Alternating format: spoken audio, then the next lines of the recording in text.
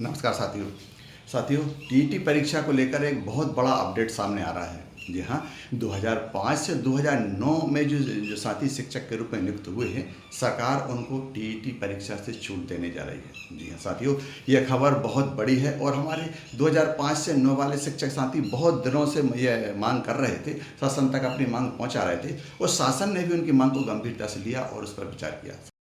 साथियों, 2005 से 9 वाले जो शिक्षक साथी हैं, उनके लिए सरकार ने सुप्रीम कोर्ट जाने की भी तैयारी कर ली है। साथियों, यह मामला क्या है, इस पर विस्तार से चर्चा में प्रदीप कुमार मिश्रा आज की वीडियो में आपसे करने जा रहा हूं। बने रहिए मेरे साथ और देखते रहिए मेरे वीडियो। मेरे पुराने जो साथी हैं, उनने सभी का प्यार मुझे भरपूर मिल रहा है और उन्होंने सबने मेरे चैनल को सब्सक्राइब कर लिया है। लेकिन जो साथी अभी नए हैं और जिन्होंने चैनल को सब्सक्राइब नहीं किया है, फटाफट चैनल को सब्सक्राइब कर लें, जिससे टीईटी, प्रमोशन, शिक्षक और शिक्षक से जुड़ी सारी खबरों को मैं आप तक जल्द से जल्द पहुँचाऊँ, सबसे पहले पहुँचाने का प्रयास करूँ। धन्यवाद।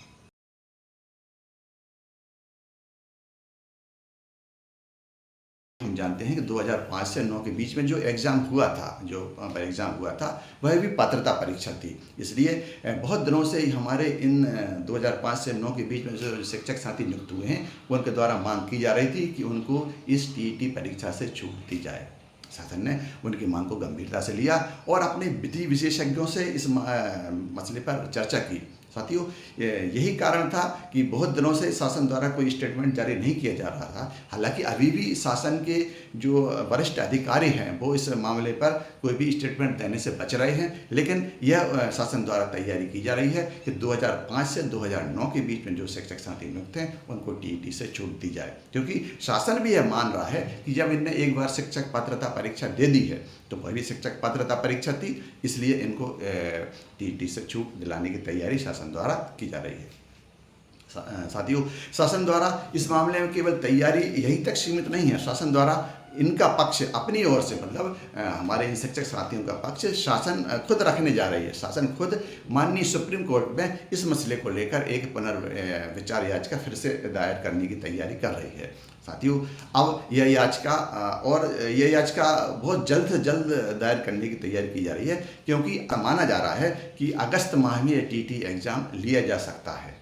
साथियों, अगर माननीय सुप्रीम कोर्ट का डिसीजन, माननीय सुप्रीम कोर्ट ने इस विषय में सहानुभूतिपूर्वक विचार किया, तो हो सकता है कि यह डिसीजन उनका थोड़ा चेंज हो जाए और हमारे 2005 से लेकर 2009 वाले जो शिक्षक साथी हैं, उनको राहत मिल सके। अब हम ये चर्चा करते हैं कि 2005 से 2009 के बीच में जो नियुक्त शिक्षक साथी हैं, इनके द्वारा ही यह मांग क्यों की जा रही थी और शासन, मतलब जो सुप्रीम कोर्ट का जो डिसीजन है, उसमें इस मांग को क्यों खारिज किया जा रहा था, इस पर हम चर्चा कर लेते हैं। साथियों, 2005 से 9 के बीच में जो परीक्षा हुआ था, एग्ज़ाम हुआ था, वह पात्रता परीक्षा के नाम से ही था और बार बार शिक्षक साथी, इस पीरियड के जो शिक्षक साथी हैं, बार बार अपनी उनको जो मार्कशीट प्राप्त हुई थी, उसके जो टेस्ट के जो पात्रता परीक्षा के जो रिजल्ट प्राप्त हुआ था, उसको बार बार देख के यही बात कहते थे कि इसमें भी पात्रता परीक्षा लिखा हुआ है। चूँकि इसमें भी शिक्षक पात्रता परीक्षा लिखा हुआ है, इसलिए हमको फिर से पात्रता परीक्षा देने की क्या ज़रूरत है। यह मांग हमारे शिक्षक साथियों द्वारा 2005 से 9 के बीच में जितनी भी भर्ती हुई हैं और उनके द्वारा यह मांग की जा रही थी। लेकिन बात यह थी कि शासन इस बात को क्यों नहीं गंभीरता से ले रहा था पहले, लेकिन फिर बाद में गंभीरता से लिया, अलग बात है। लेकिन पहले और हमारा जो माननीय सुप्रीम कोर्ट है, उनका इस मैटर को लेकर क्या तर्क है। साथियों, माननीय सुप्रीम कोर्ट के जो डिसीजन है, उसमें यह बात, डिसीजन जो दिया है, वो चूंकि 2010 से पहले नियुक्त समस्त शिक्षकों के लिए था कि 2010 से पहले नियुक्त समस्त शिक्षकों को टीईटी एग्जाम देना अनिवार्य होगा। केवल उन साथियों को छूट थी जिनके 5 वर्ष से कम कार्यकाल जिनका रह गया है।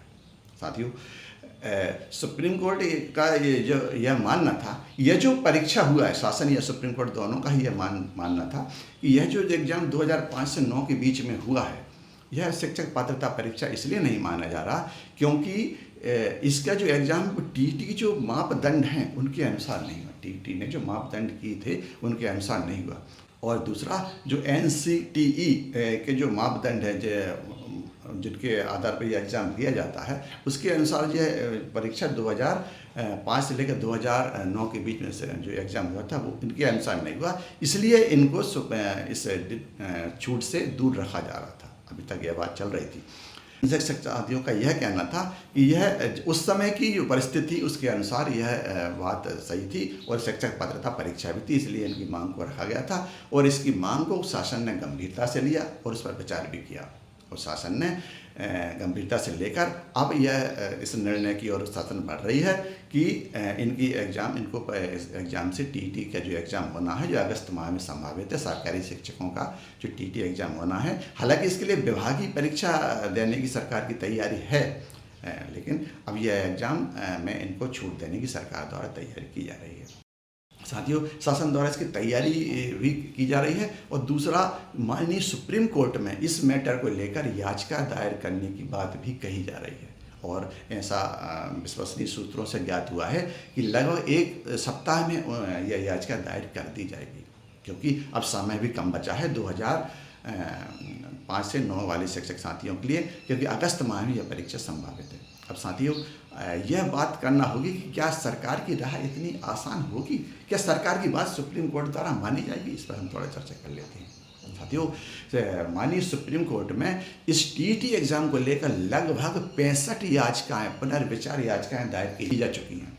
लगभग 65 पुनर्विचार याचिकाएं अलग अलग संगठनों द्वारा और कुछ पर्सनल भी हुई हैं, कुछ शासन द्वारा हुई हैं। इस प्रकार से 65 के लगभग याचिकाएं सुप्रीम कोर्ट में दायर की जा चुकी हैं और सारी याचिकाओं को माननीय सुप्रीम कोर्ट द्वारा रिजेक्ट किया जा चुका है, उन पर पुनर्विचार नहीं किया गया है। हालांकि उसमें जो लास्ट वाली जो याचिका थी शासन द्वारा दायर की गई थी, उसमें सुप्रीम कोर्ट ने ये राहत जरूर दी थी कि अब 2 वर्ष के बजाय 3 वर्ष तक का समय हमारे शिक्षक साथियों को दिया था और शासन और स्टेट गवर्नमेंट जो अलग अलग स्टेट गवर्नमेंट है उनको ये छूट दी थी कि आप अपने हिसाब से यह एग्ज़ाम कंडक्ट करा सकते हैं। यह बात शासन के द्वारा यह छूट जरूर दी गई थी, लेकिन चूंकि उन याचिकाओं को खारिज कर दिया गया था, इसलिए विधि विशेषज्ञों का यह भी मानना है कि इस बात की बहुत ही कम संभावना है कि इस याचिका पर सुप्रीम कोर्ट विचार करके शासन के पक्ष में निर्णय दे दे। लेकिन शासन का यह कहना है कि हमारी तरफ से हम चूँकि ये बात शिक्षक के हित से जुड़ी है, इसलिए इस पर याचिका दायर जरूर करेंगे। अब भले ही शासन माननीय सुप्रीम कोर्ट का जो भी डिसीजन हो। साथियों, अगर माननीय सुप्रीम कोर्ट का डिसीजन शिक्षकों के पक्ष में हो जाता है तो अब यह आंकड़ा, जो अभी तक आंकड़ा 1.5 लाख के करीब माना जा रहा था, वह आंकड़ा कम होकर लगभग आधा आंकड़ा कम हो जाएगा और इससे लगभग 70,000 शिक्षकों को राहत मिल सकेगी।